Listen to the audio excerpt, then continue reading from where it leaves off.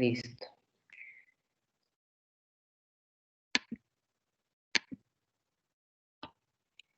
Muy bien, el día de hoy vamos a revisar, continuando con lo que habíamos estado dando secuencia la semana pasada sobre antropometría, ¿verdad? Entonces, en esta oportunidad vamos a verlo relacionado a la condición de salud de las personas. Habíamos visto que la antropometría nos va a servir para implementar acciones a partir de los resultados que encontramos juntamente con la evaluación de las otras áreas que se utilizan para establecer el diagnóstico nutricional de las personas o grupos poblacionales, ¿verdad? Entonces, es así que en este caso, propiamente relacionado con el estado de salud, vamos a encontrar como un aspecto importantísimo la teoría del gen ahorrador, ¿no? Que nos va a mostrar cómo en la evolución del hombre se han ido suscitando diferentes condiciones que han permitido, ¿no?, esos cambios físicos, fisiológicos, adaptativos al medio y a las condiciones, y cómo hemos ido también derivando en una condición que hoy en día significa algo en contra de las, ¿verdad? Entonces, si vemos en la imagen, inicia con un primate y va evolucionando hasta la morfología, ¿no?, la postura de este ser, y va cambiando y va presentando también, por ejemplo, acá una herramienta, ¿no?, que le servía pues para cazar, ¿no? Y cómo consigue finalmente incorporarse totalmente y caminar de forma erguida. Y fíjense en lo que ha terminado, ¿no? En este individuo que ha evolucionado de una manera que hoy en día encuentra otras condiciones en el medio que van a facilitar la expresión de algún gen, de algunos genes, en perjuicio de la condición de salud, ¿verdad? En la teoría del gen ahorrador, pues se manifiesta que durante todo ese proceso de evolución del hombre, en el cual pasó por diferentes etapas, y las etapas más difíciles para el hombre han sido las etapas de inanición por periodos de hambruna prolongados debido a las propias condiciones del clima. También recuerden que no conocía medios de cocción, ¿no?, hasta que descubre el fuego y empieza a cocinar la carne, y para muchos esto es el inicio del hombre mismo, ¿no?, en la evolución del primate hacia el ser humano, ¿no?, la condición de poder digerir y absorber la proteína, ¿no? Entonces, hoy en día vemos que todo es en exceso, sobre todo en los momentos, en los países desarrollados y en los países que estamos en esa transición, ¿no? Que estamos pasando de un país de condiciones de estrechez económica, donde el auge global de la situación había mejorado hasta hace poco tiempo, ¿no? Y hemos pasado de tener carencias, ¿no?, muy marcadas, a una condición que favorece, ¿no?, la ingesta de mayor cantidad de alimentos, pero que hoy en día, debido a la misma industria, a la industrialización de los alimentos, pues ya no es el mismo alimento en el estado natural que se consumía hace algunas décadas, ¿no?, o hace algunos años, cientos de años. También hoy en día ha cambiado la actividad física que desarrollan los individuos, ¿no? Anteriormente, para comer tú tenías que correr detrás de la presa, literalmente, ¿no?, y cazarla. O tenías que caminar mucho para encontrar algunos alimentos vegetales que fuesen comestibles, ¿no? Entonces, mantener un- una condición nutricional significaba un gran desgaste energético. Hoy en día ya ni siquiera vas al supermercado, ¿cierto? Agarras tu teléfono y pides que te traigan a casa, o sea, ya no te mueves. Entonces, todas esas condiciones de industrialización de los productos, de cambio en el gasto energético, han favorecido otras condiciones que hoy en día representa la obesidad y el sobrepeso y la obesidad, ¿no? Y consecuentemente el perfil de morbilidad y causas de mortalidad son diferentes, ¿no? Que van a ser ocasionados mayormente por las enfermedades crónicas degenerativas o no transmisibles, porque no se contagian. Sin embargo, ya nuevos estudios muestran que un patrón genético de una persona con obesidad puede transmitirse hasta 12 generaciones después. Entonces, ya no podríamos pensar tan literalmente en que es no transmisible. No contagiable, sí, eso es cierto, pero no transmisible ya nos queda en la bandeja para hacer más revisiones, estudios y profundizar esta circunstancia, ¿no? Tenemos genéticamente también condiciones que pueden favorecer eh, condiciones para el desarrollo de enfermedades como la diabetes mellitus, la hipertensión arterial, la osteoporosis, el cáncer, entre otras. Pero va a depender de la condición nutricional, del estado de salud de la persona, el que se den las condiciones en la cual se exprese esta patología, ¿no? Entonces, esa es nuestra gran misión, que las personas, ayudar a las personas, asesorar a las personas a mantener un adecuado estado de salud a través de una alimentación adecuada, óptima, balanceada. Ya es el mensaje es el mismo. De repente los títulos van cambiando a manera de motivar a las personas a practicar este, como parte del estilo de vida, una alimentación saludable, actividad física, el descanso, ya todos conocen eso, pero somos nosotros como profesionales nutricionistas los encargados de justamente educar y orientar a las personas sobre la alimentación que les va a permitir tener una mejor condición de salud. Y para ello nosotros debemos conocer al revés y al derecho, de adelante para atrás, de atrás para adelante, los alimentos y sus propiedades. Todos los alimentos, el profesional que mejor debe conocerlos somos nosotros. No solamente sus propiedades nutritivas, que eso prácticamente es una obligatoriedad, sino también ir más allá, ¿no? De sus características propias, recordando siempre que forman parte de una cultura.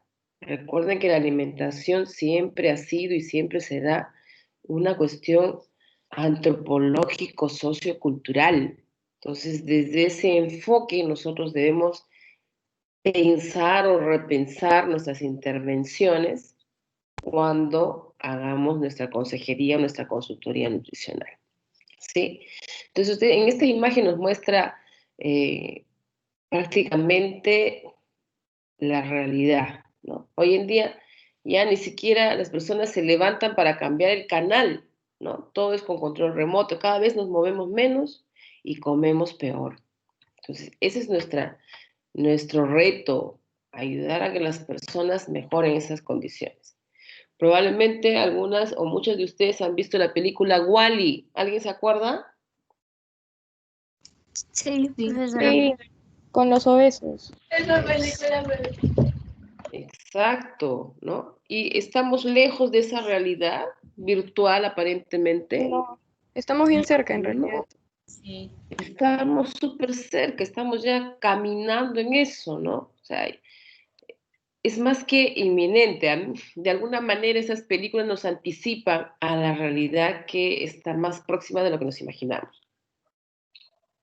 Profesora, Entonces tenemos, diga, pero, o sea, yo la verdad lo veo bien como que, o sea, son dos mundos, porque por ejemplo, está toda esta corriente que está súper de moda ahorita porque la gente cada vez es más consciente de las enfermedades y de la nutrición y todo, en donde todo el mundo hace un montón de ejercicio, come súper bien, se mueve, se mantiene activo. Y después está la otra corriente que es el total opuesto, que son básicamente los obesos de Wally, que si pueden no se mueven, pero ni para cocinar. Tipo, comen un montón de comida rápida, nunca hacen ejercicio. Entonces es como que dos corrientes que son totalmente opuestas, pero que se mueven ahorita constantemente. O sea, es como que están compitiendo para ver cuál se queda. exacto, gracias, Isabela, son las dos caras de la moneda. Y esas dos caras de la moneda se ven incluso de manera intrafamiliar. Tienes familias con esos dos grupos, ¿no? Una persona que es muy activa, que busca siempre alimentación saludable, que busca, es más, envolver a toda la familia en este ritmo, pero también miembros de la familia que efectivamente pues no les gusta hacer la actividad física, prefieren siempre hacer comidas rápidas, no les gusta comer frutas, verduras, en fin, o sea, esas dos caras de la moneda están presentes, ¿no? Incluso esas dos caras de la moneda están presentes a nivel más eh, pequeño, es decir, a nivel de micronutrientes, porque podemos encontrar en una familia una mamá obesa y a un niño desnutrido, ¿no? Para que, en este caso, en los extremos, ¿no? Entonces, esa es una realidad difícil con la que tenemos que batallar, ¿no? Y en algunos estudios, por ejemplo, mostraron en la adopción de niños gemelos que algunos eran adoptados por padres con hábitos y estilo de vida saludable y otro lo contrario. Entonces, a través de ese estudio lo que se quiso mostrar era que los factores externos pesaban de alguna manera más que los factores internos, es decir, que la parte genética, porque eran hermanos gemelos, ¿no? Solo que uno acogido, criado por una familia de hábitos saludables y el otro no. Entonces, el hermano que fue acogido por la familia saludable, pues se mantenía como ellos, saludable, ¿no? Dentro del peso, con actividad física. Y el otro hermano que fue acogido por la familia obesa, obesogénica, también fue obeso. Entonces, en esa comparación, lo que se buscaba era mostrar que los factores externos son más fuertes que los factores internos la mayoría de veces. Esa misma comparación es en el caso del crecimiento, ¿no? A veces decimos, mi hijito es pequeño porque yo soy pequeña y mi esposo también es pequeño, ¿no? Porque eso está demostrado que a través de el trabajo que hizo la Organización Mundial de la Salud con el estudio multicéntrico para ver crecimiento y desarrollo de niños a nivel mundial, pues si había las mismas condiciones externas, los niños de cualquier país del mundo tienen las mismas posibilidades de crecer y de desarrollarse, con algunas pequeñas diferencias muy marcadas, pero pequeñas finalmente, ¿no? Es decir, por ejemplo, como lo vamos a ver más adelante, la población noruega era la que tenía un poco más elevado el perfil de crecimiento, ¿no? Pero en general casi todos siguiendo la misma curva, ¿ya? Entonces, con eso demuestra de que los factores externos son más fuertes que los factores internos, ¿no? En la mayoría de casos. Hay algunas excepciones que pues tienen una evaluación especial y finalmente un diagnóstico diferenciado que hace, por ejemplo, la talla baja familiar, ¿no? Pero son circunstancias muy específicas y en un menor porcentaje de la población. Muy bien. Entonces, a través de la antropometría, ¿qué vamos a evaluar? El estado actual de la persona en este momento. ¿Y eso qué constituiría un estudio transversal? Porque se hace en un momento dado. Entonces, a través de la evaluación del estado nutricional, yo puedo conocer el estado actual de esta persona, ¿ya? Referido a un estudio transversal, a un hallazgo transversal. También se puede hacer control de los cambios de ese estado a lo largo del tiempo. Es decir, hoy día evaluamos, el próximo mes volvemos a evaluar, al siguiente mes vuelvo a evaluar. Ya son varias evaluaciones en el transcurso de un tiempo, a lo largo del tiempo, y esto se constituye en un estudio longitudinal, que es a lo largo del tiempo. Hay más de dos mediciones secuenciales en el tiempo. Entonces son trabajos longitudinales. Entonces, a través de la antropometría vemos el momento actual y también los cambios que suceden a lo largo del tiempo. Entonces, sin embargo, a través de estos trabajos todavía hay muchos aspectos que estudiar, ¿no? Por ejemplo, se han estudiado ya correlaciones entre variables estructurables que se pueden medir a través de la antropometría y otras bioquímicas o clínicas que determinan estados de salud. Uno de los más claros ejemplos es la circunferencia de cintura con el riesgo cardiovascular, ¿verdad? Y eso se ha relacionado a través de la antropometría, porque medición de cintura es antropometría, ¿no? Que se relaciona con perfiles bioquímicos, ¿no? O condiciones clínicas del estado de salud. Sin embargo, hay otras que todavía, ¿no?, están en camino de estudiarse. Por ejemplo, acá nos muestra asociar el grado de sobrepeso con diferentes niveles de colesterol en sangre, ¿no?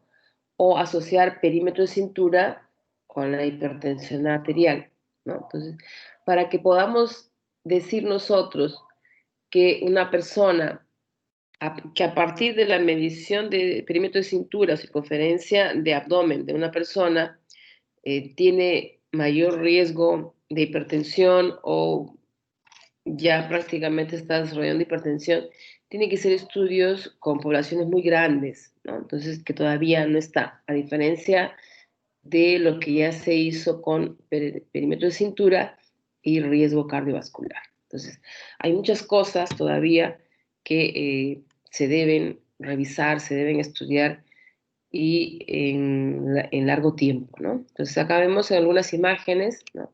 Les decía, cómo se asocia las evaluaciones antropométricas y a condiciones de salud y estilo de vida. Acá vemos, por ejemplo, una persona midiéndose una cintura bastante amplia, evidentemente, y hábitos nocivos de salud también, como es el alcohol y el tabaco, y enfermedades cardiovasculares, ¿no?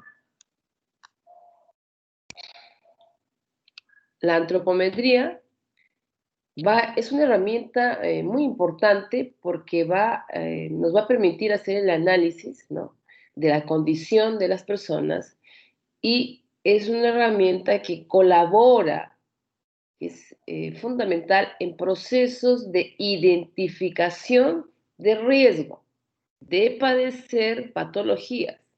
Por ejemplo, lo que les decía, perímetro de cintura, ya me está dando simplemente el perímetro de cintura, sin hacer otra cosa más, nos pone alerta sobre el riesgo cardiovascular. Entonces, ya está participando en este proceso. Si aunado a ello, de repente, en la revisión médica, le realizan otro tipo de evaluaciones, ya se podrá determinar de manera más específica si la patología ya está presente, de repente a través de un electrocardiograma, una prueba de esfuerzo y otras evaluaciones que pueden estar solicitando pues los médicos especialistas, llámese cardiólogo, de repente el médico internista, ¿no? El gastroenterólogo, ya se van complementando. Entonces, la antropometría, por más sencilla y simple que nos parezca, cumple con este proceso de identificación de riesgo, ¿no? Además, va a participar en el seguimiento, por eso es que son los monitoreos y los controles. Ya estamos, inicialmente, ¿no? Se identifica el riesgo, que sería un proceso transversal, y luego se valora la intervención a través del monitoreo, que sería ya un trabajo longitudinal, para, ¿no?, poder revisar si las intervenciones, tanto nutricional, de actividad física, farmacológicas, incluso quirúrgicas, tienen resultado y cómo es esa evolución. ¿Ustedes han escuchado hablar de las cirugías bariátricas? Sí. Sí. Muy bien. Entonces, las cirugías bariátricas, que hoy en día se practican con mayor frecuencia, son intervenciones que se realizan a nivel del aparato gastrointestinal, ¿no? Y hay diferentes técnicas, ¿no? Entonces, está indicado, inicialmente estaban indicadas en personas con condición de obesidad mórbida, es decir, con IMC mayor a 40. Hoy en día, incluso, las hacen en pacientes con un IMC mayor a 35, pero que además tengan patologías o morbilidades asociadas, como diabetes mellitus, hipertensión arterial, ¿no? Incluso algunas asociaciones la recomiendan en pacientes con un IMC mayor a 30 y que tengan asociado enfermedades o estas comorbilidades, ¿no?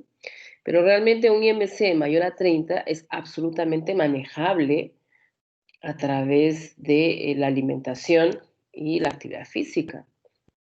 Ya también entran a tallar otras cuestiones, otros intereses, ¿no? Entonces, acá vemos diferentes imágenes, ¿no? En la parte superior, de repente, a una persona que le están haciendo una prueba de esfuerzo, ¿no?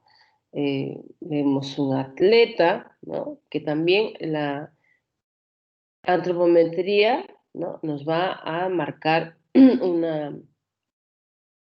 una condición de los atletas, una condición inicial, y cómo esa se va cambiando a través de la intervención, ¿no?, de la actividad física, de mejoras en su alimentación, de repente en los contenidos de la cantidad de carbohidratos, de proteínas, de grasas, los momentos en los que los deportistas consumen sus alimentos o los suplementos, dependiendo de sus condiciones, ¿no?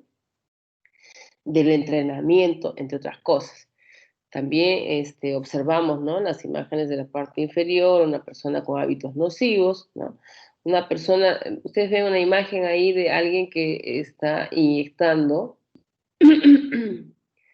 una sustancia, ¿no? Entonces, podemos pensar en una persona que se está inyectando insulina, ¿no?, que también es, en el caso de las personas con diabetes mellitus, perdón, diabetes insulino dependiente, diabetes tipo 1, ¿no?, que por lo general tiene su debut en la edad temprana, es decir, entre la niñez y la pubertad.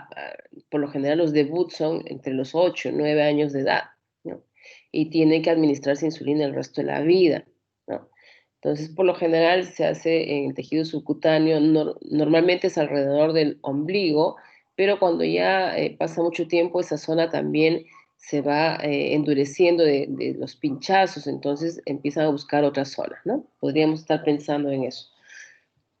Y vemos otra persona también haciendo actividad física en busca de la mejora de las condiciones. Y de igual manera, en estas personas con obesidad también nos da una línea de base de cómo está iniciando y para poder evaluar sus seguimientos.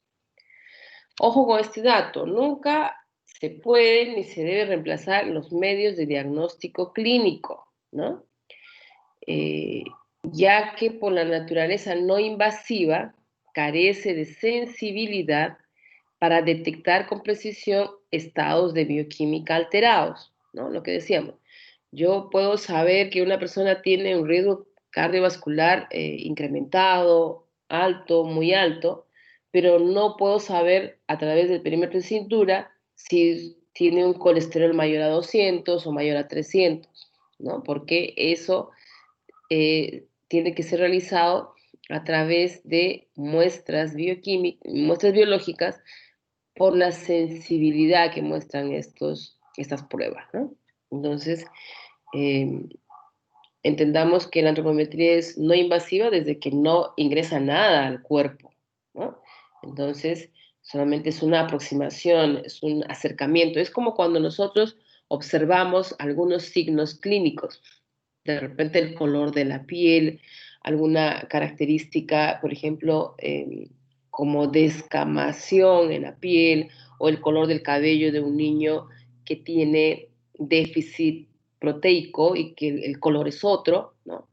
De repente cuando observamos una hiperpigmentación en la piel a nivel del cuello, lo que se conoce como acantosis nigricans, que me puede estar indicando una resistencia a la insulina, es decir, una persona que está camino a la diabetes, ¿no?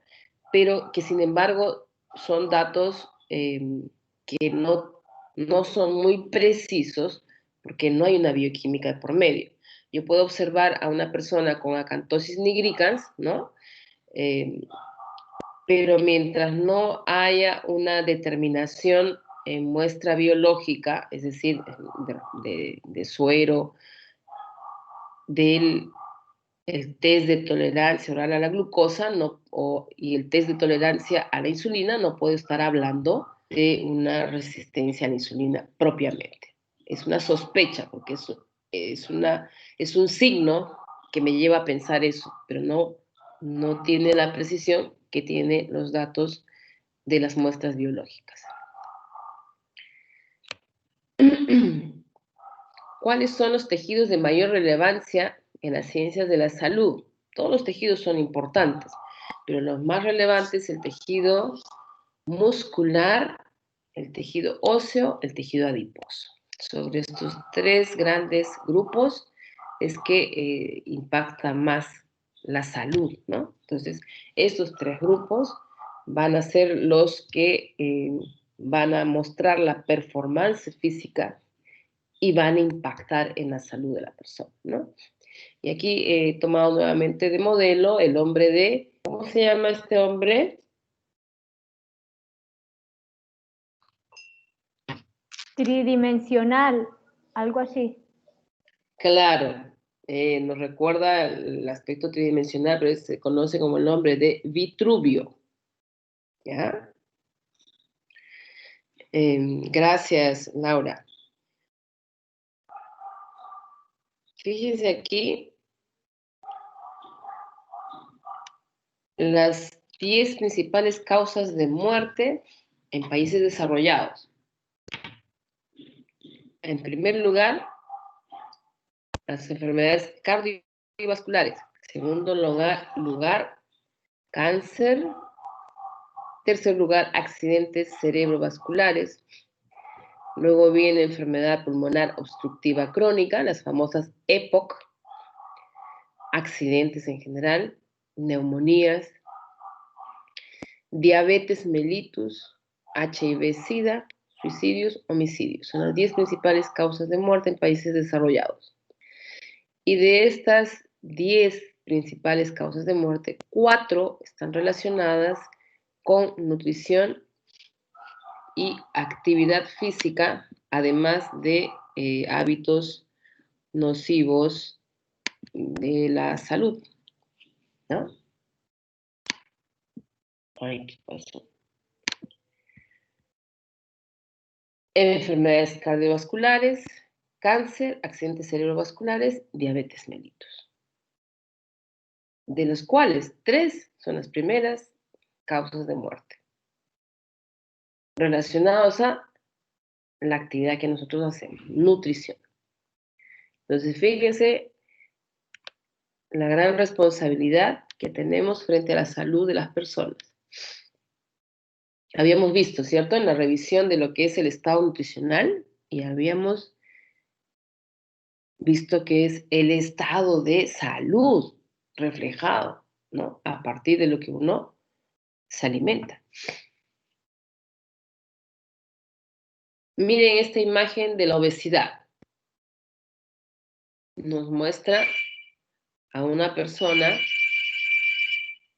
muy llena de platos de comida que ya se acabó, ¿no? ¿Y qué cosa es la obesidad?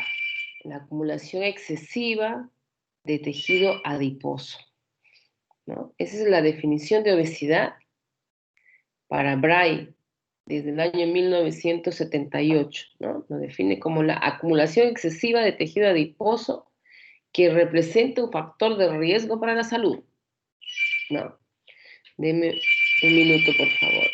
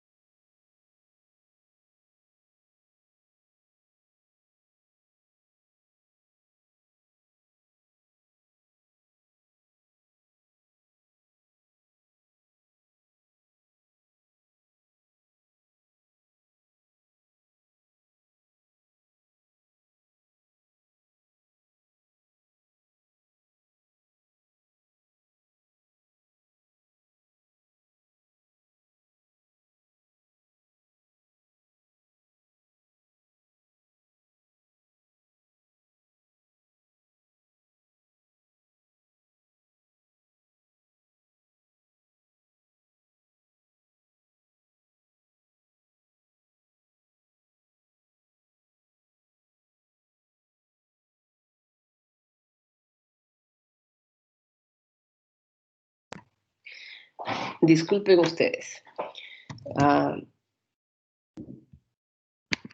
Muy bien, entonces hablamos de que la obesidad está relacionada a enfermedades, ¿no? Igual, nuevamente, cardiovasculares, cáncer, hipertensión arterial, diabetes mellitus tipo 2 o DNID. ¿Alguien sabe qué significa eso?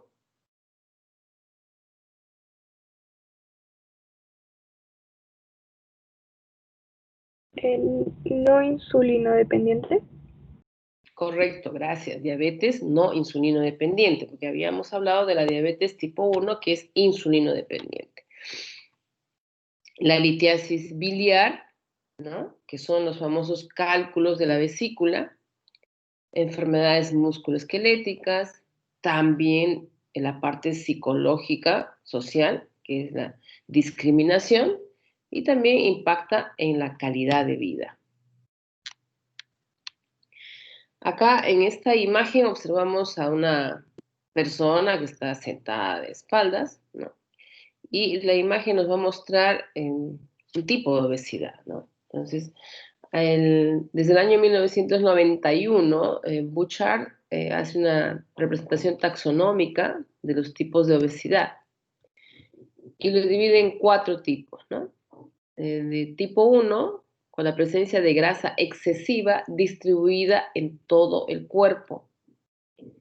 De tipo 2, grasa subcutánea excesiva en región abdominal. Tipo 3, grasa abdominal profunda excesiva. Fíjense que la diferencia entre el 2 y el 3 es que en la 2 es grasa subcutánea. Es decir, aquella persona que uno le puede, o la misma persona puede cogerse los famosos rollitos, ¿no? Se pueden coger, se pueden medir a través del plicómetro si quisiéramos hacer una medición de este tejido subcutáneo. En la de tipo 3 es una grasa abdominal profunda, es decir, una grasa visceral, que está a nivel de los órganos metabólicamente activos, hígado, riñón, páncreas, estómago, ¿no? Entonces, es aquel abdomen prominente, pero donde uno no puede coger un pliegue subcutáneo. Es un abdomen que parece absolutamente distendido, ¿no? Y que para muchos significa el exceso de bebida alcohólica, ¿no? Sin embargo, este es un tipo de grasa abdominal profunda, excesiva y que es la que pone en mayor riesgo de salud, ¿no? ¿Por qué? Porque envuelve a todo el aparato prácticamente metabólicamente activo, ¿no? Y el tipo 4, que es una grasa excesiva en la región glúteo-femoral, o sea, la zona. Ustedes han observado a personas que tienen de repente la parte del tórax y espalda pequeños, ¿no? Cintura pequeña, pero a partir de la zona de las caderas, la zona del glúteo y la parte del fémur, del hueso del fémur, que es la parte superior de las piernas, ¿no? Se nota una excesiva acumulación de tejido adiposo, ¿no? Entonces, este tipo 4 es lo que se conoce como obesidad ginecoide también, o ginoide, y la del tipo 2, la grasa subcutánea excesiva en región abdominal, ¿no? Es la que también se conoce como la obesidad tipo androide, ¿no? Donde la mayor parte de acumulación de grasa es de la cintura hacia arriba. Y ahí tenemos los dos modelos, ¿no? Pera y manzana. Pera, como ya les habíamos comentado, de repente espalda, tórax estrecho y donde más se acumula es en la zona de la cintura para abajo, ¿no? Típico en mujeres debido al efecto de los estrógenos. Sin embargo, también hay algunos varones en menor porcentaje con este tipo de obesidad, ¿ya? Son mucho menores que en el caso de las mujeres, porque básicamente está ceñido con el efecto de los estrógenos, que son hormonas que abundan propiamente en las mujeres en la etapa fértil, ¿no? Inicialmente se refería como que este tipo de obesidad no tenía índices clínicos de riesgos, ¿no? De morbilidad. Sin embargo, hoy en día eh, se ha extendido estos riesgos también a este tipo de obesidad. Es decir, el exceso de tejido adiposo, sea en la zona del cuerpo que se ubique, androide, ginecoide, en su totalidad, todas tienen riesgo. Y acá tenemos el tipo manzana, ¿no? Que es la obesidad androide que les mencionaba, ¿no? Característico más en hombres, causado principalmente por el efecto de andrógenos, ¿no? Hormona principal eh, que está mayoritariamente en varones.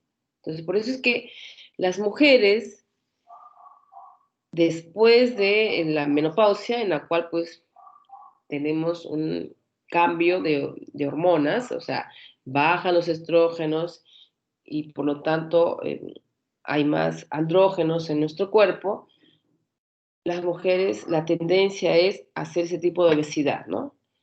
Acumular grasa en la zona abdominal hacia arriba, de la cintura para arriba, ¿no? La espalda, brazos, es por esta característica, ¿no? Y consecuentemente, como la zona de acumulación mayoritaria era de la cintura para arriba, ¿no? Se asociaba a mayores riesgos de enfermedades, ¿no? Pero como les repito, hoy en día la zona en la que se ubique el tejido graso y que esté en exceso representa un riesgo.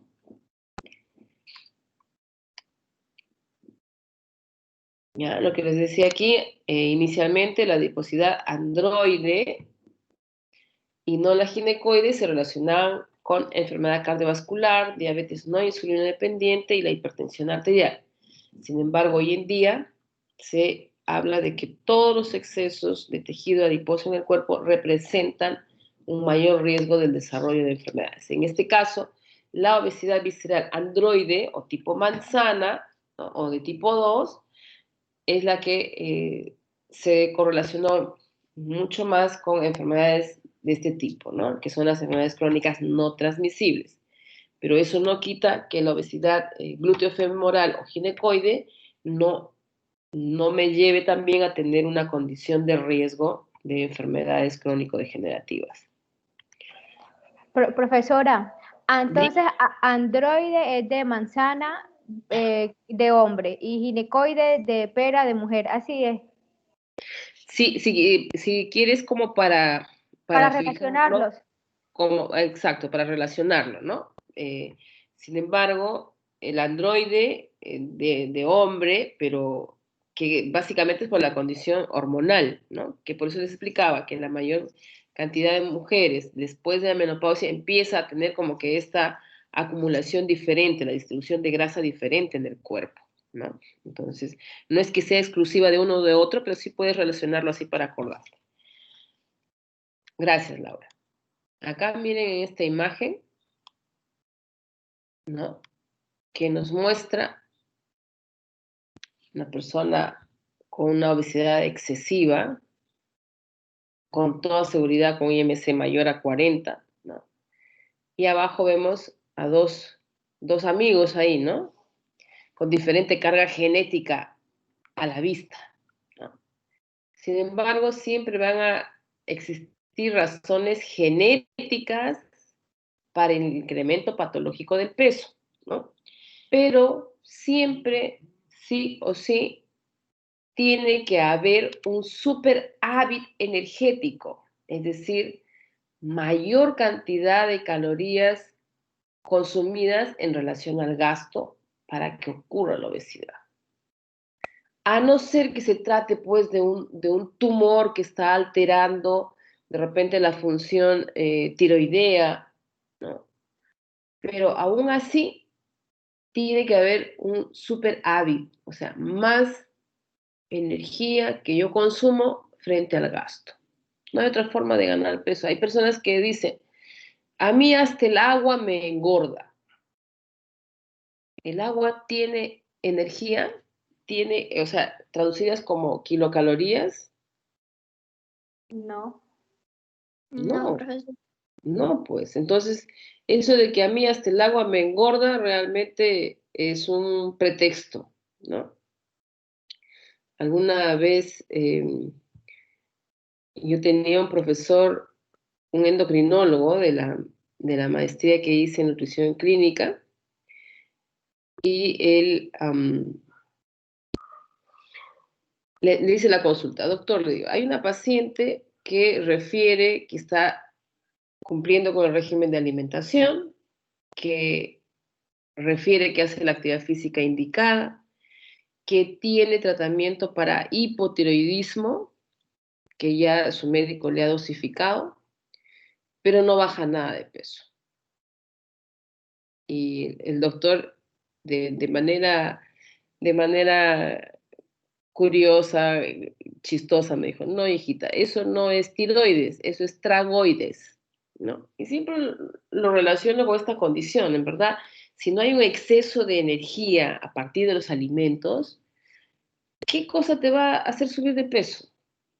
Lo que pasa es de que no somos conscientes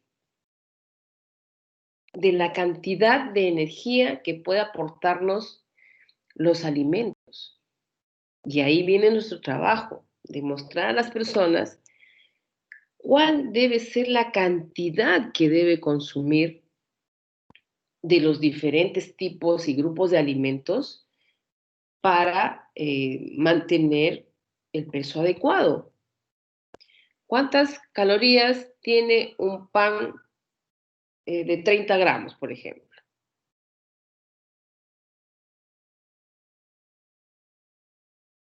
¿Un pan de 30 gramos? Ujú. Aproximadamente 80.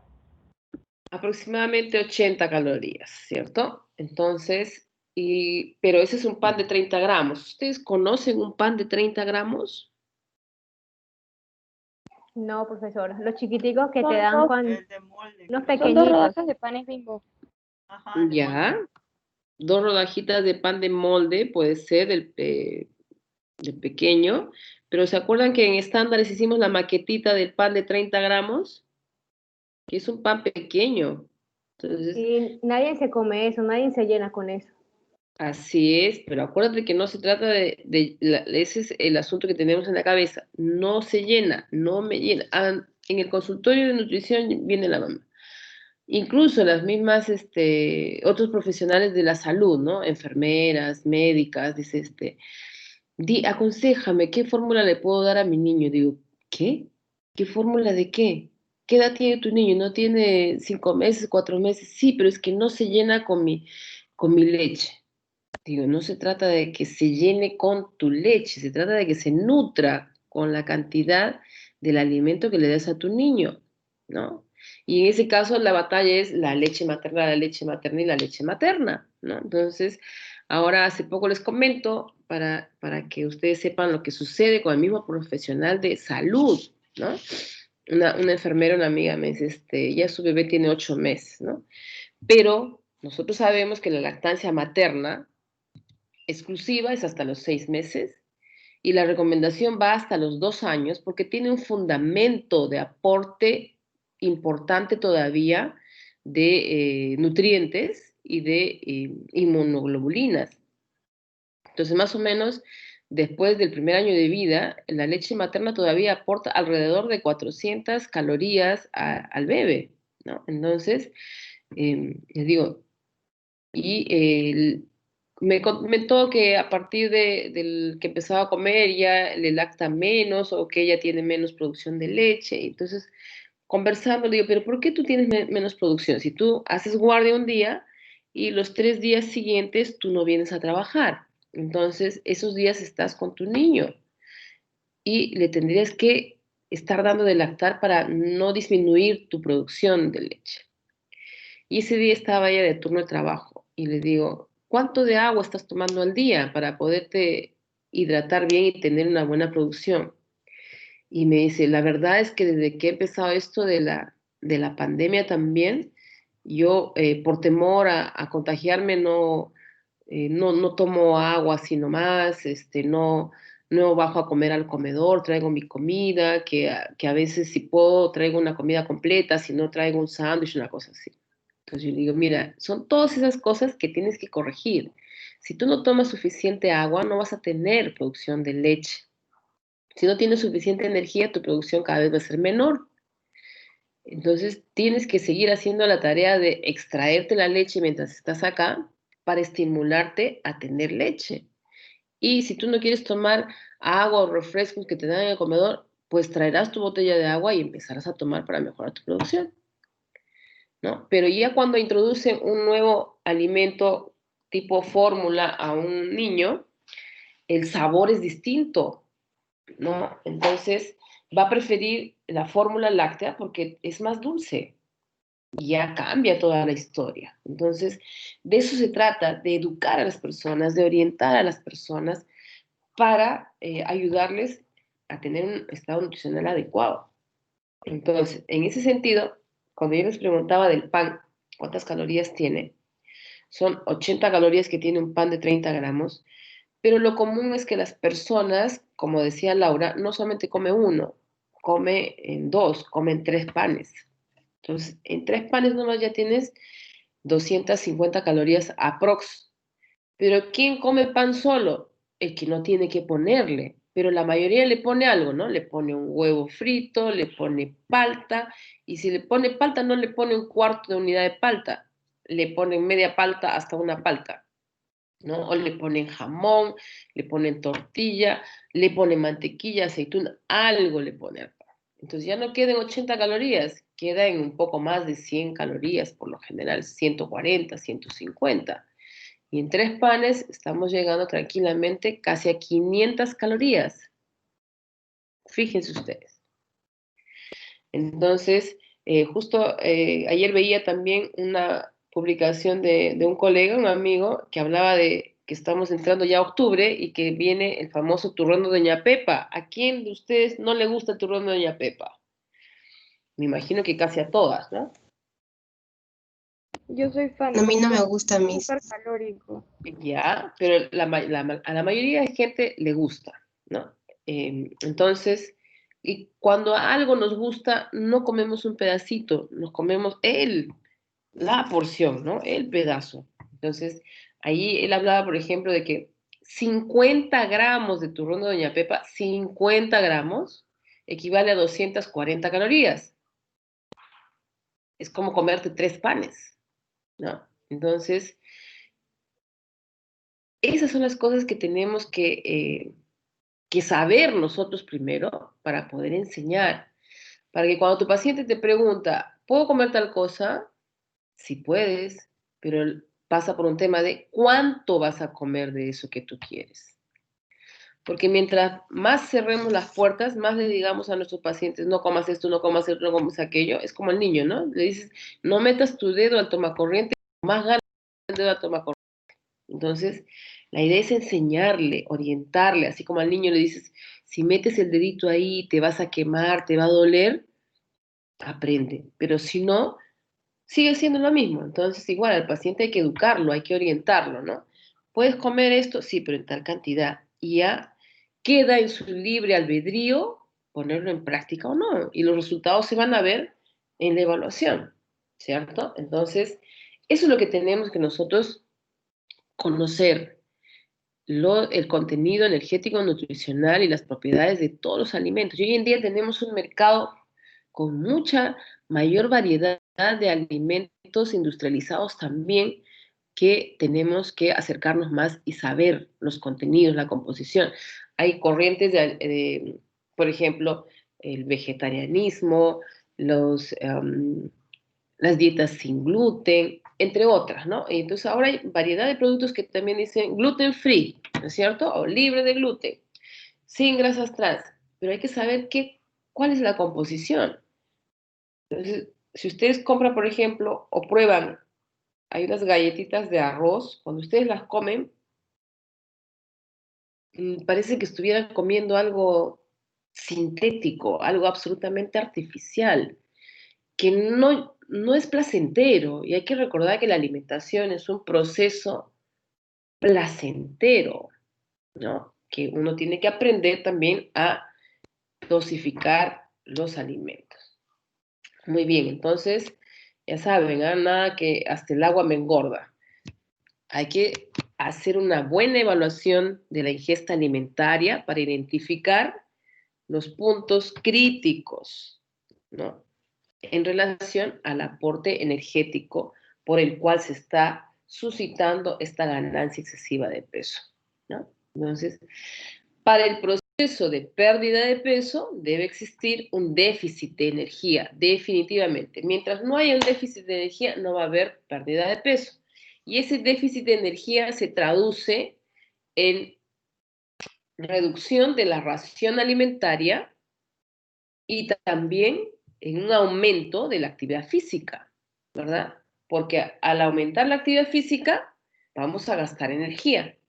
Entonces, la cosa funciona bastante bien cuando la persona tiene un plan de alimentación adecuado, individualizado, y además tiene un plan de actividad física que le permite gastar energía y mejorar su composición corporal, porque finalmente la parte metabólica mayor va a estar en función, en relación directa a la cantidad de masa magra de las personas.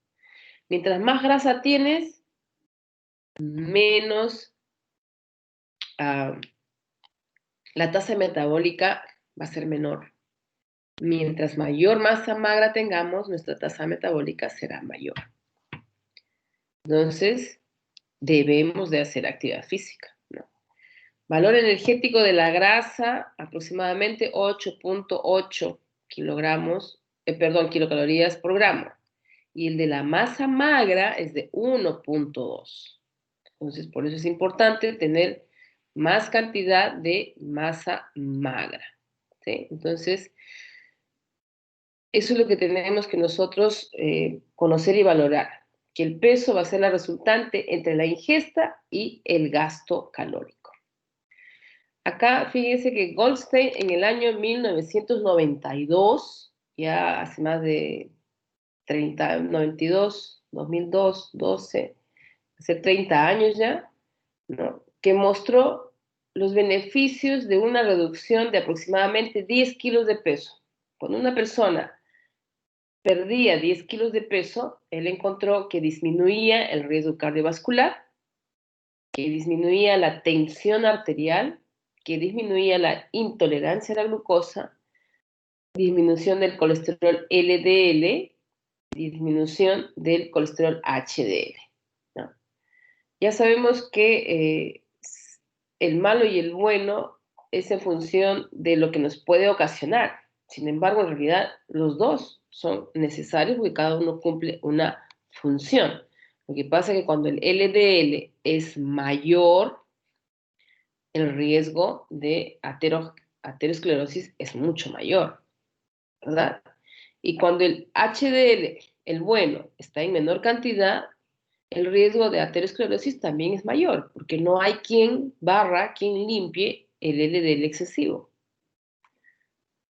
También Truswell en el año de 1999 mostró los beneficios de la reducción de aproximadamente 10 kilos de peso, pero de manera concreta, es decir, con valores. Él encontró que había una disminución de la presión arterial, concretamente en 10 milímetros de mercurio en la presión sistólica y de 20 milímetros de mercurio en la presión diastólica. Que había reducción de los niveles de glucosa en ayunas aproximadamente a la mitad en relación a diabetes. Y en relación a lípidos plasmáticos, mostró reducción de un 10% en el colesterol total, 15% en el colesterol LDL, 30% en los triglicéridos y un aumento, que es lo que queremos, de 8% en el colesterol HDL. Y además, él dio un dato que a nosotros nos sirve como una herramienta importante sobre la disminución de la mortalidad, de más de un 20% en la mortalidad total. Entonces, fundamentos para trabajar sobre la condición de sobrepeso y obesidad en las personas los tenemos, pero es un trabajo paciente de una evaluación adecuada, tanto antropométrica, bioquímica, clínica y del aspecto dietario, que son fundamentales para establecer nuestra intervención. Muy bien. 5 minutitos, por favor, y retomamos. Voy a tomar un poquito de agüita. Estamos a las 11:10, 11:15, por favor. Ok, profesor. Ya, profesora. Gracias.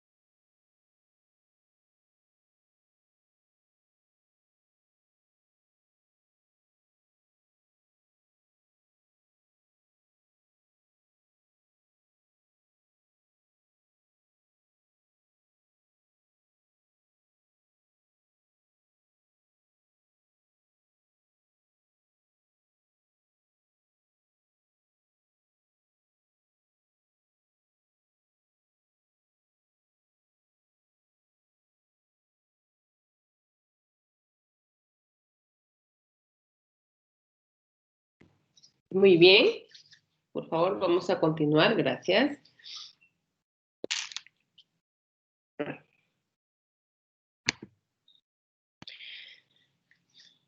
Vamos a pasar a ver lo que es el peso ideal. ¿Quién me puede decir qué es lo que piensa o qué es lo que entiende, qué es lo que concibe como el peso ideal? ¿Sí? ¿Puede levantar Eh, su manito?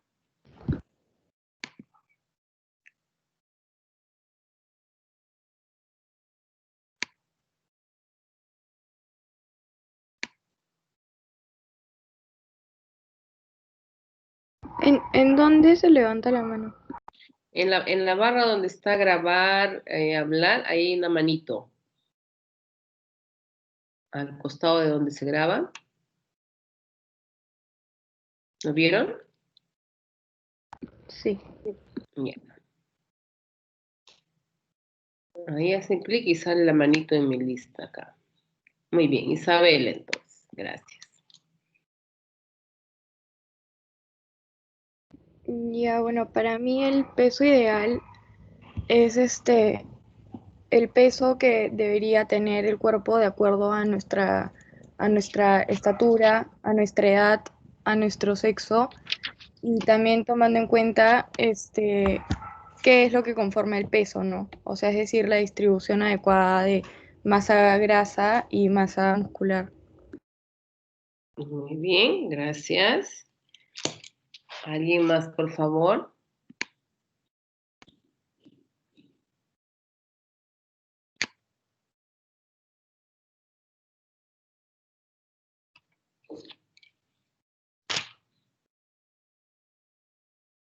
Camila.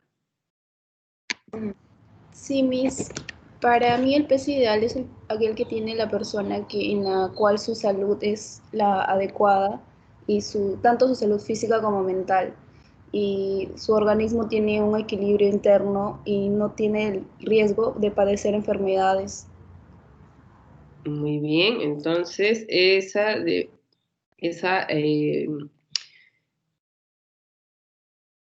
esa idea, esa concepción se orienta a la definición de la Organización Mundial de la Salud, ¿verdad? Entonces, una condición del peso en la cual nos va a significar un riesgo menor, ¿no? De enfermedades, de otras complicaciones con la salud, ¿no? Entonces, efectivamente, las dos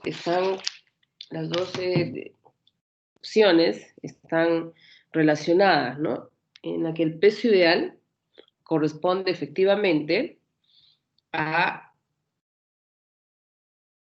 la masa que debería tener una persona en función de aspectos como es la edad, sexo, ¿no? Estatura, como bien lo dijo Isabela, ¿no? Y que además debe estar relacionada, y aún profundizando un poco más, a la composición corporal. Porque una cosa es pesar 50 kilos con un porcentaje de grasa, por ejemplo, de 30%, y una persona igual con 50 kilos, pero que su porcentaje de masa grasa sea de 15. Entonces van a ser masas distintas por composición corporal. Entonces, eso es importante valorar. Y además, esta masa, que es el cuerpo, debe otorgarnos una opción de menores posibilidades de enfermarnos, ¿no? Por ejemplo, en el caso del desarrollo de hipertensión, diabetes, cáncer, entre otras condiciones, ¿no? Entonces, las dos concepciones están relacionadas y es así como se define o se concibe el peso ideal. Entonces, para referencia, en sus inicios, el intento de asociar el sobrepeso como un factor deteriorador de la salud fue digamos, el detonante para establecer los rangos aceptables como peso ideal, ¿no? Entonces, es así que la Organización Mundial de la Salud estableció una ecuación en la cual cuando la persona se mantenía en esos rangos, pues tenía menos presencia o menos incidencia de enfermedades, ¿no? Y para mujeres se traduce en la estatura en metros cuadrados por 21.5, más menos 10% según la estructura ósea. Por eso es que también en las primeras diapositivas que conversamos estaba la fórmula para la estructura corporal, perdón, la estructura ósea o la complexión o la contextura, ¿no es cierto? En la cual se dividía la medida de la estatura y la circunferencia de la muñeca. Y ese valor se traduce en contextura pequeña, ¿cierto? Entonces, de acuerdo a esta estructura pequeña, mediano, grande, se relacionaba esta fórmula, ¿no? Entonces, de estatura al cuadrado por 21.5, más menos 10%. Y para varones lo mismo, solo que es por 23, ¿no? Más menos 10% también. Entonces, si ustedes se fijan, 21.5 y 23 está dentro del rango de 18,5 y 24.9, ¿verdad? Que es el rango que se considera como normalidad en la distribución del IMC de acuerdo a lo establecido por la Organización Mundial de la Salud, ¿no? Sino que alineado hacia el rango menor para las mujeres y hacia el rango mayor para los varones. Y ahí hay un ejemplo, ¿no? Dice, una mujer de estructura normal, 1,62 m, debería pesar 56.4 kilos, y un hombre de las mismas características estructurales, pero de 1,75 m, debería pesar 70.4 kilos. ¿Ya? Es decir, si multiplicamos 1.62 al cuadrado por 21.5, ¿cuánto les da? A ver, hagamos el ejercicio.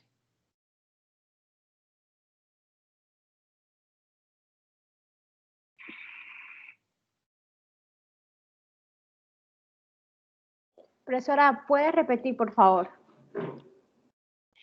Acá sí, Laura, cómo no, con todo gusto. Mira, dice acá, una mujer de 1,62 m. Eso hay que elevarlo al cuadrado, porque acuérdate que la fórmula dice estatura al cuadrado por 21.5. ¿Cuál es el valor? A mí me sale 49.5 con mi estatura y mi peso. Ya, pero no, con lo del ejemplo para corroborar si nos están diciendo la verdad, pues. Sí, está bien, Miss, y sale 56.4. Ajá. 42. Ya. 56.4, ¿no es cierto? A un decimal.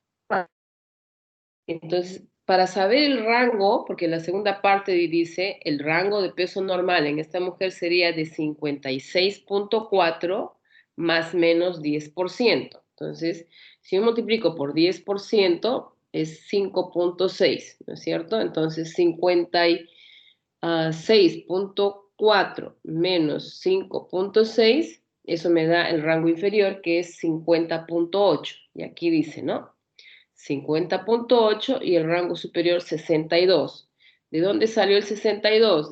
De sumar 56.4 más 5.6, que es el 10%. Me da 62. ¿De acuerdo? ¿Sí? ¿Estamos todas ahí? ¿Lo comprendimos?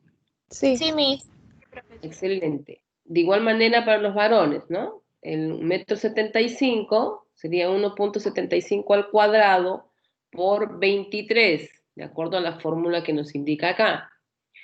Y el rango sería, ¿no? 70.4, el 10% sería 7. Entonces, 70.4 menos 7 y 70.4 más 7, que se traduce en 63.4 y en 77.4. ¿Sí? Me hizo una pregunta. Diga. Disculpe, o sea, en el caso de las mujeres, ¿no hay problema si pesa más de 6 kilos o menos de 6 kilos? No entiendo tu pregunta, hija. O sea, sacándole el 10%. Ah, ya, el rango te refieres, que la Sí. mujer pueda pesar 51 o que pueda pesar 61. Ajá, sí, mismo. Ya. Ese rango va a depender de lo que acá nos refiere, de la estructura ósea, ¿no? Si es pequeña, nos iremos al rango inferior, y si es grande, nos iremos al rango mayor. Porque acuérdate que la contextura está relacionada ¿a qué? A la estatura, al tamaño, no, está relacionada al peso de los huesos. Entonces, si una mujer es de estructura pequeña, debería su rango de peso estar hacia el inferior. Y si es de estructura grande, puede estar hacia los 62, hacia el rango superior. ¿Ya? Si una mujer es de estructura pequeña y pesa 62, no está bien, porque lo que más va a pesar en ella es el tejido probablemente graso. ¿Ya? Entonces, en esa relación es la que se establece el más menos 10%.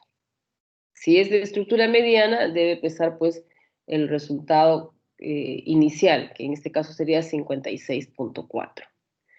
En todo caso, la mujer de contextura pequeña no debería sobrepasar el rango de 56.4, ¿no? O sea, entre 50.8 y 56.4. Pregunten, por Gracias, favor. Miss. De nada. Entonces, esa es pregunta de examen, ¿ah? ¿Cómo se establece el peso ideal de acuerdo a la OMS? Miren que les estoy diciendo y pues no lo hagan mal en el examen. Muy bien. Entonces, ¿quién se interesó por establecer estos rangos de peso ideales en la población? Fueron también a iniciativa de las empresas aseguradoras de salud, como la famosa Metropolitan Life Insurance en Estados Unidos, ¿no? Y también los estudios del Instituto Nacional para el estudio de la salud y la nutrición, ¿no? Entonces, a partir de ahí es donde se establecen estos parámetros. Entonces, por ejemplo, acá tenemos esta tabla modificada del Fogarty Center, ¿no? Que es muy utilizada hasta la actualidad porque indica la media del peso para cada estatura, ¿no?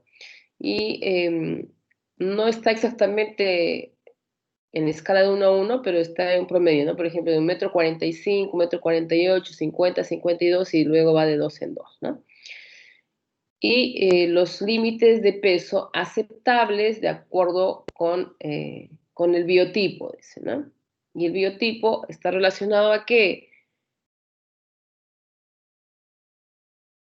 A la composición corporal también, ¿no? Entonces, el peso ideal para un hombre de estatura de 1,70 m en esta tabla de Fogarty es de 63,5 kilos. Si observamos acá, la parte roja está relacionada a varones, hombres, y el azul a mujeres. Entonces, 1,70 m está, ubican 1,70 m en la línea azul. Sí.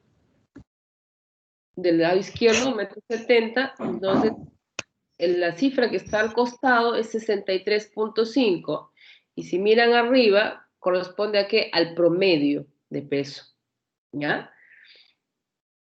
Como mínimo, este varón de 1,70 m debería pesar 58, ¿no? Y como máximo 73. Entonces, esa tabla de Fogarty nos muestra peso promedio, mínimo, ¿ya? Y, por ejemplo, acá ustedes también pueden ubicarse, ¿no? Todas aquellas que midan más de 1,45 m pueden ubicarse aquí.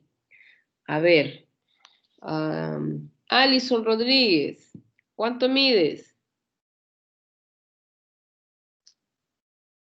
1,57 m, profesora. Ya, 1,57 m. Vamos aquí con 1,56 m porque no hay 1,57 m. Entonces, con 1,56 m, ¿cuánto deberías pesar en promedio?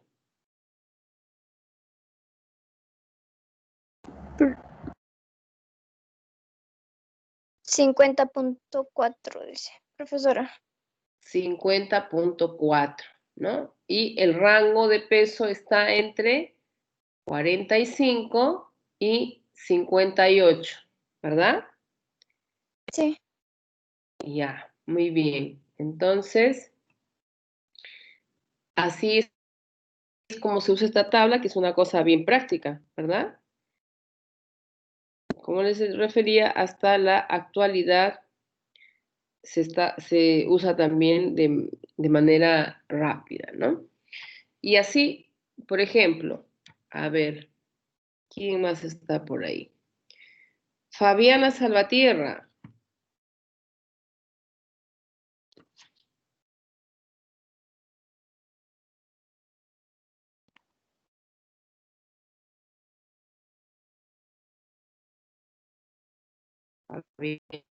Fabiana.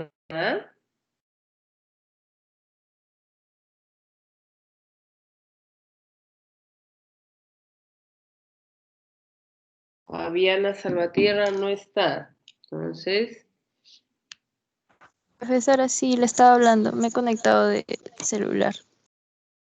ya. ¿Cuánto mides? 1,55 m. Ujú. ¿Cuánto deberías pesar en promedio? 49.5, por ahí. 49.5 y el rango sería entre 44 y 58, ¿verdad? Sí, mis. Muy bien, gracias. Listo, entonces, continuamos. Entonces, ya saben que a partir de esta tabla de Fogarty Center también hay estos rangos que podemos establecer. Si no me acuerdo de la fórmula de la OMS, que también es súper sencilla, que deberías acordarte, pues podemos acudir a esta tabla de Fogarty Center. También tenemos otra forma de calcular el índice, el peso ideal, que es a través del índice de Broca, ¿ya? Con el índice de Broca, también es una manera práctica y sencilla de determinar el peso para una persona a través de la estatura. ¿Y consiste en qué? En restarle 100 a la estatura. Por ejemplo, si midiera 1,60 m, le resto 10, le resto 100, me queda 50. Y el 10% de la diferencia en hombres o el 15% de la diferencia en mujeres. Ahí hay un ejemplo. El peso deseable de un hombre de 1,80 m será igual a 180 centímetros menos 100, 80. Menos 10% sería 72 kilos. Eso es a través del índice de Broca. Entonces, Linda Mendoza.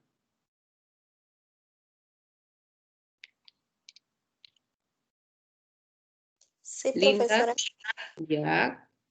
De acuerdo a tu estatura, ¿cuál sería tu peso ideal según el índice de Broca?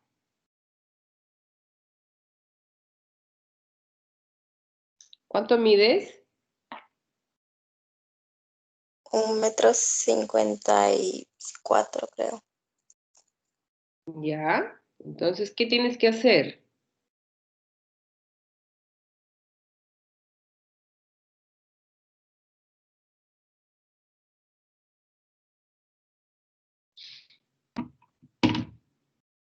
¿Qué tienes que hacer para saber tu peso de acuerdo al índice de Broca?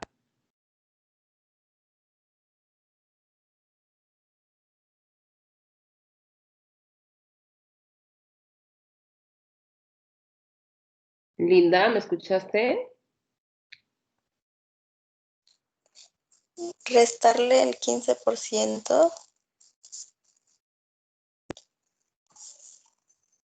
Primero se resta 100 a la estatura. Si tú mides, me dijiste 1,154 centímetros, le restas 100 y te queda ¿cuánto? 54. 54. A ese 54 tú tendrías que quitarle, restarle el 15%. O sea, tendría que ser 54 por 15% menos 54. ¿Cuánto le sale a su compañera?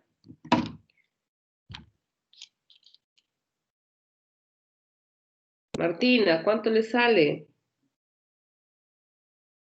No sé, profesora, yo estaba haciendo el mío. Ah, ya. Entonces vamos con tu ejemplo, Martina. Cuéntame, Ya. cuéntame. Yo mido 1,65 Ujú. y entonces le tengo que restar los 65, ¿no? 100. No, los 100. Y me sale 65. Y Ujú. tengo que restarle el 15%. Ya. Y me salió 55.25. Ya, muy bien, 55,25. ¿Ya? Entonces, es una relación simple, ¿no? Un ejercicio matemático simple, pero que tienes que estar conectada, escuchando para saber la secuencia nada más y aplicarlo, ¿de acuerdo? Entonces, ese es otro método de establecer el peso ideal de acuerdo al índice de Broca. Miren, hemos visto, de acuerdo a MS, la tabla de Fogarty-Center, que no tiene ningún ejercicio, simplemente es usar la tabla y el índice de Broca. ¿Ya? Entonces, el índice de Broca también es pregunta de examen. Miss, una pregunta. Diga. Miss, ¿y por qué la diferencia entre hombres 10% y las mujeres el 15%? A ver, ¿por qué será? ¿Por qué crees tú? Profesora, porque Yo había pensado porque las mujeres tenemos más tendencia a tener más porcentaje de grasa, como masa grasa, que muscular. En cambio, el hombre es como más, o sea, por su naturaleza, por su genética, es más, tiene más masa muscular. Ajá, así es, ¿no? Gracias. Laura también quería intervenir, se agradece. Y efectivamente cursa por una situación como la que has descrito, Sare, en la que por historia natural, ¿no? Hombres, por su sistema hormonal, tienen una mayor proporción de tejido magro que las mujeres, ¿no? Entonces, y también en estatura son más altos que las mujeres. Entonces son esas dos cosas importantes para que las mujeres tengamos menos chance de ganar más peso, pues porque lo que más vamos a ganar es tejido graso. Así es. Gracias. Laura, ¿querías decir algo más? no, era lo mismo de Sare. Muy bien, gracias. Entonces, acá les presento a nuestro amigo Adolf Quetelet. Muchos de ustedes conocen el IMC, ¿no es cierto? El índice de masa corporal. Y el que construyó el índice de masa corporal es Adolf Quetelet, ¿ya? Que era un matemático, estadístico, astrónomo, todas las cosas que los científicos hacían antes, ¿no? Él es un astrónomo belga, ¿no? Sociólogo también fue, y aplicó métodos conjuntos para que vean cómo es el origen de este índice de masa corporal, ¿no? Él tiene su obra que se llama La antropometría o medida de las diferentes facultades del hombre, publicado realizado en el año 1871, ¿ya? Y actualmente el índice que él construyó, conocido también como el famoso IMC, es utilizado internacionalmente, sabemos, también para estimar obesidad. Y también tiene otros trabajos, por ejemplo, en el cual él muestra en su obra El hombre promedio, y su aplicación de la estadística a la criminología, porque él era matemático, estadístico. Entonces, en función de eso es de que él construye el índice de masa corporal para asociarlo con estadísticas de salud y enfermedad también, ¿no? Entonces, de ahí es que nace el famoso índice de masa corporal. Entonces, acá vemos la clasificación de la OMS publicada en el año de 1997, el famoso BMI, que es en inglés Body Mass Index, ¿no? Llamado también índice de Quetelet, en honor a quien lo describió en el siglo XVIII, es uno de los primeros índices descritos científicamente por la literatura. Considera la relación del peso con la talla como variables capaces de determinar estados de salud. Por eso es que se relaciona con el estado de salud. El cálculo de este índice, ya lo conocen ustedes, consiste en dividir el peso en kilogramos entre la talla en metros cuadrados, ¿no? Eso es lo que todos nosotros conocemos. Y en la clasificación, en general, de bajo peso, peso normal, sobrepeso, ¿no? Las que siguen obesidad y los que siguen hacia el otro lado de adelgazamiento, se asocian a ¿qué? A un riesgo sanitario. Entonces, cuando el peso es menor a 18, tiene un riesgo sanitario de moderado a alto. O sea, por eso siempre los extremos van a ser perjudiciales, ¿no?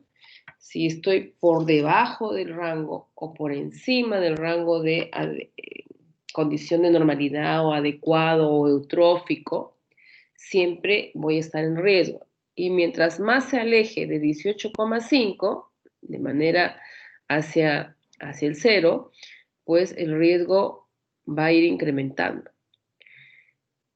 Cuando uno tiene un IMC entre 18,5 y 24,9, el riesgo sanitario es de normal a bajo, pero siempre existe un riesgo sanitario porque también hay una carga genética, ¿no? Que ya viene con nosotros. Eso es como sacarse un billete de lotería, ¿no? Entonces, siempre va a haber un riesgo. Sin embargo, el mantenerse dentro de ese rango nos permite tener un riesgo normal a bajo. Cuando hay exceso de peso por arriba de 25 hasta 29,9 es un riesgo moderado. Y más de 30 y el riesgo es de moderado a alto y muy alto. La Sociedad Española de Hipertensión y Liga Española para la Lucha contra la Hipertensión Arterial nos muestra otros rangos, ¿no? Que de repente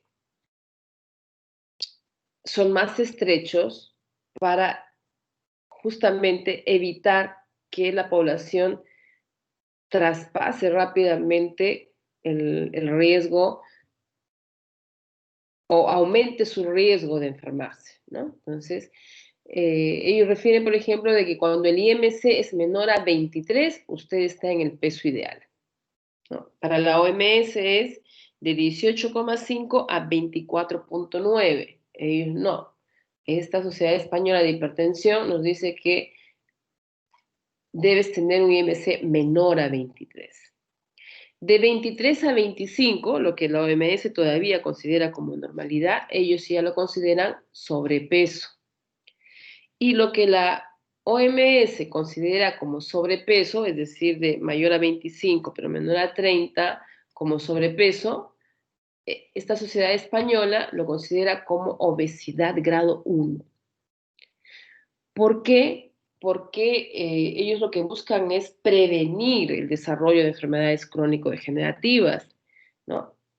Y alineados también a su histórico de salud. Entonces, ellos refieren que el riesgo de enfermedades cardiovasculares aumenta cuando el índice de masa corporal es superior a 25. O sea, nosotros estamos en serios problemas, ¿no? Basta que el IMC sea mayor a 25 el riesgo de enfermedades cardiovasculares aumenta considerablemente, ¿no? Que es lo que hemos visto aquí, ¿no? De acuerdo a la OMS, arriba de 25, el riesgo se incrementa a moderado.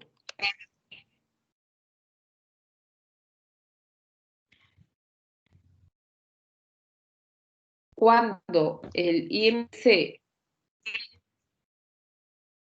Perdón, ¿no te escuchó? ¿Alguien quiere decir algo?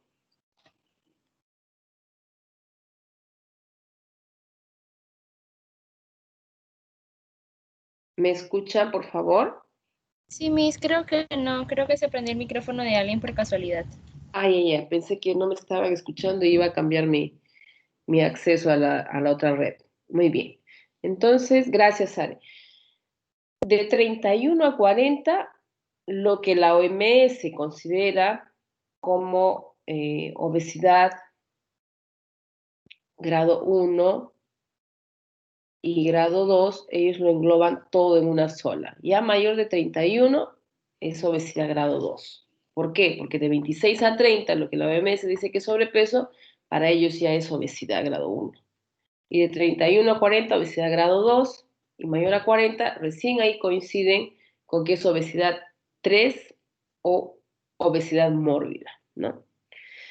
El riesgo de muerte se incrementa cuando el índice de masa corporal es superior a 30.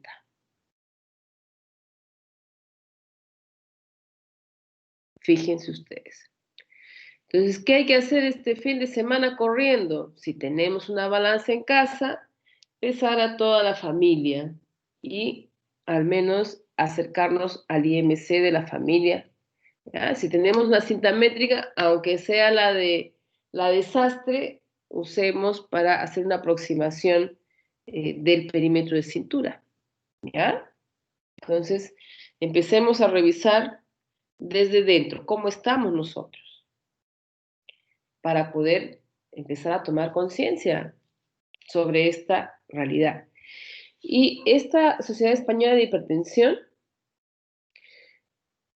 muestra claramente rangos para prevención, ¿no? Por eso es que ustedes también, cuando de repente tienen la oportunidad de conocer población europea, no solamente de manera presencial, sino a través de diferentes programas de televisión que existen, ¿no? La gente de Europa son grupos poblacionales de gente que camina mucho, gente que mantiene sus rangos de IMC, que cuando uno los observa hasta a nosotros nos parecen delgados, ¿no? Pero es porque trabajan de manera preventiva y mantienen su peso a partir de la alimentación saludable que se alinea a la dieta mediterránea y a la actividad física, principalmente, ¿no? Entonces, son cosas que uno tiene que rescatar. Incluso hay ahora trabajos. Hace poco presentó una bachiller, una tesis sobre en cuánto se acerca, no recuerdo bien el título, pero consistía el trabajo en que cuánto se acercaba el patrón de alimentación de una determinada población aquí en Perú en relación a la dieta mediterránea, ¿no? Para asociarlo con factores de riesgo cardiovasculares, ¿no? Porque la dieta mediterránea pues es considerada como una de las mejores del mundo porque representa menor riesgo de morbilidad, ¿ya? Entonces nuestra alimentación en Perú, nuestra gastronomía es famosa, riquísima, pero habría que ver y conocer a profundidad cuánto es su aporte energético, nutricional, y cómo deberían ser esas porciones culinarias, ¿ya? Entonces, en nuestro patrón o esquema de alimentación todavía, pues la satisfacción está ceñida a la cantidad, más no a la calidad. Por eso es que las personas, cuando van a algunos restaurantes, ¿no? Donde la palabra gourmet ya significa que es poquito, pero en realidad las porciones que de pronto pueden estar entregándonos es la porción adecuada para degustar, ¿no? Para sentir placer en el momento de disfrutar de una alimentación y de mantenerse dentro del rango adecuado. Pero todavía nuestra cultura no se alinea a esa circunstancia y eso es lo que tenemos que trabajar, ¿no? Por ejemplo, ¿qué preparaciones son las más comunes? De repente arroz con pollo, ají de gallina, seco con frijoles, ceviche. De todas esas preparaciones, nosotros conocer cuál es el aporte energético nutricional. ¿Para qué? Para establecer cantidades, ¿no? Acá, como vemos, de acuerdo a la Sociedad Española para el Estudio de la Obesidad, el otro era la Sociedad Española de Hipertensión. Esta es la Sociedad Española para el Estudio de la Obesidad, la famosa CEDO, ¿no? Nos muestra este índice de masa corporal para varones y índice de masa corporal para mujeres. En ambos casos, la interpretación del índice del IMC en bajo peso para ambos sexos es cuando el IMC es menor a 20, se considera como bajo peso. Sin embargo, aquí ya hay una diferencia. Normalidad para varones es entre 20 y 24,9 y para mujeres entre 20 a 20. Ya hay un punto de diferencia. La obesidad leve, fíjense que ellos no tienen sobrepeso, obesidad leve entre 25 y 29,9 para varones y en mujeres entre 24 y 28,9. Obesidad severa en varones entre 30 y 40 y mujeres entre 29 y 37. Obesidad muy severa para varones cuando el IMC es mayor a 40 y para mujeres cuando el IMC es mayor a 37. ¿Sí? Habíamos visto los rangos de Sisban, ¿cierto? ¿Recuerdan? Sí. Muy bien, eso tiene que acordarse, ¿eh? También es pregunta de examen por si acaso. Los rangos de Sisban, que también tenemos diferenciado para varones y mujeres en el rango de normalidad, ¿no? ¿Cuánto era para varones y cuánto para mujeres?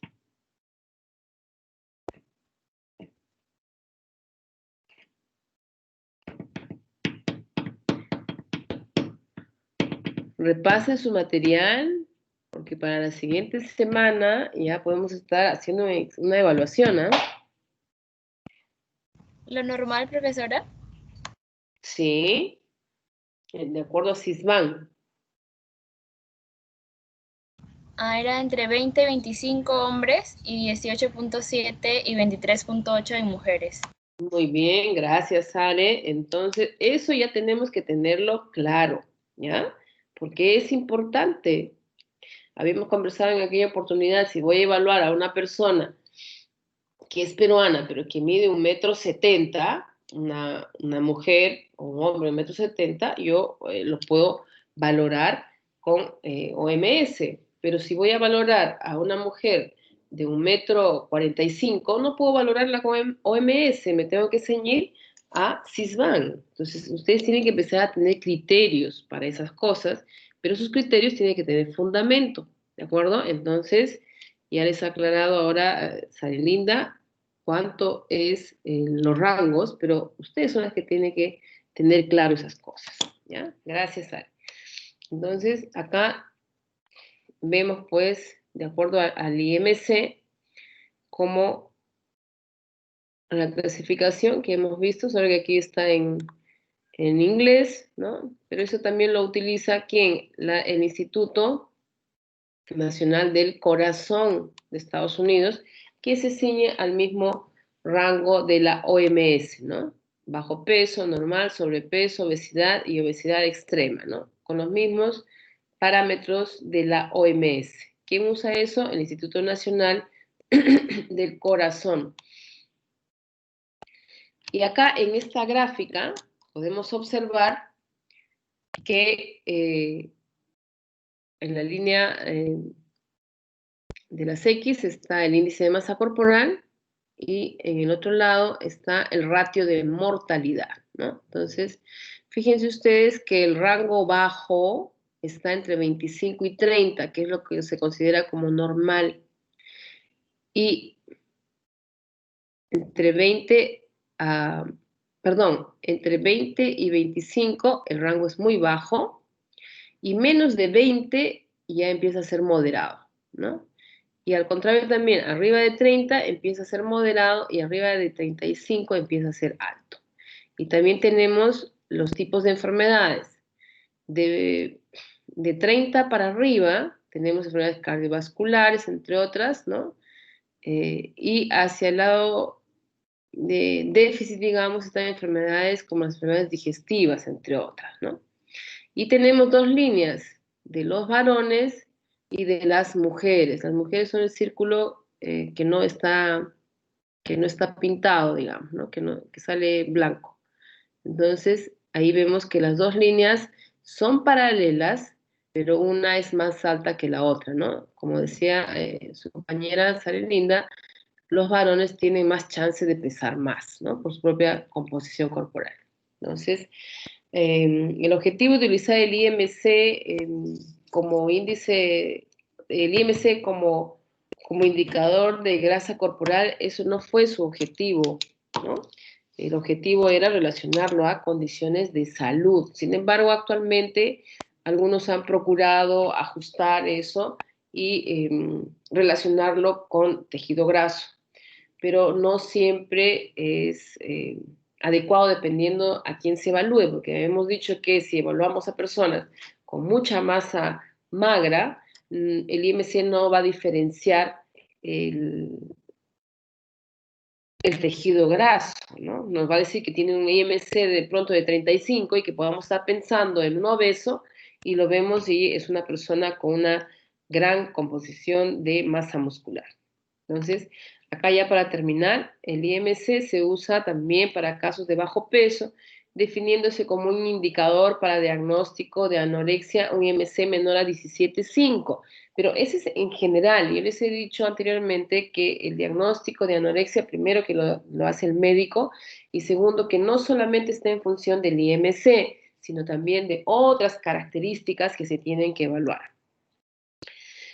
También, luego de ajustes para efectos de tabaquismo y enfermedades catabólicas, ¿no? El análisis también indica que hombres con índice de masa corporal muy bajos tienen riesgo de mortalidad, mayor riesgo de mortalidad a diferencia de las mujeres. O sea, cuando los varones están muy adelgazados, su índice de riesgo de mortalidad es mayor que el de las mujeres. Es decir, las mujeres tienen mayor capacidad de adaptación a un peso bajo.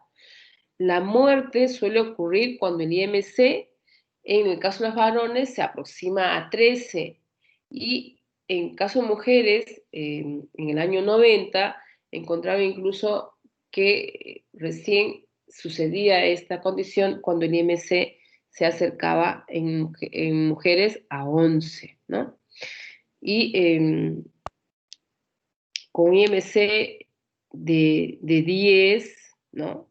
Han encontrado algunas personas, pero que han sobrevivido a hambruna, que es otra circunstancia, ¿no? Que la hambruna obliga a tu cuerpo a una adaptación extrema, como es en el caso de poblaciones tipo de África, ¿verdad? Pero no es lo que no es lo que se encuentre comúnmente, ¿no? En realidad son casos muy, muy especiales, ¿no? Y acá, para ejemplo, acá vemos las modelos icónicas de que han tenido problemas de trastorno de la conducta alimentaria, ¿no? Y por eso es que la OMS puso como un patrón que ninguna modelo debería tener un IMC menor a 18,5. En este caso, la que vemos, la de la derecha, la que está totalmente desnuda, es una modelo que falleció también y llegó a tener un peso que le daba un IMC de 11,4, ¿no? Y ella permitió ser fotografiada de esta manera y ser publicitada. Era una modelo, si mi memoria no me falla, francesa, y permitió que publicaran sus fotos en paneles grandes incluso, para advertir a las mujeres que es la gravedad de esta enfermedad. Finalmente, ella tuvo un proceso de recuperación y luego volvió a recaer y finalmente falleció muy joven, ¿no? Y en contraposición a estas imágenes tenemos la de estos jugadores, ¿no? Que son de otro país, ¿no? De Nueva Zelanda, donde practican este deporte especial, que es el balonmano, ¿no? Donde aquí ustedes pueden ver, ¿no? IMC 33.8, 29.2, 33, que si no los viéramos pensaríamos que estamos hablando de personas con grados de obesidad y de sobrepeso, ¿no? Entonces, el problema del IMC es que no determina si el sobrepeso es tejido adiposo o muscular, ¿no? Entonces, podemos tener estas dos imágenes que probablemente nos den un IMC muy similar, pero son dos condiciones absolutamente distintas, ¿no? Entonces, los problemas del IMC es de que no determina la distribución del sobrepeso adiposo también, ¿no? No sabe si es glúteo femoral, si es androide, por ejemplo, ¿no?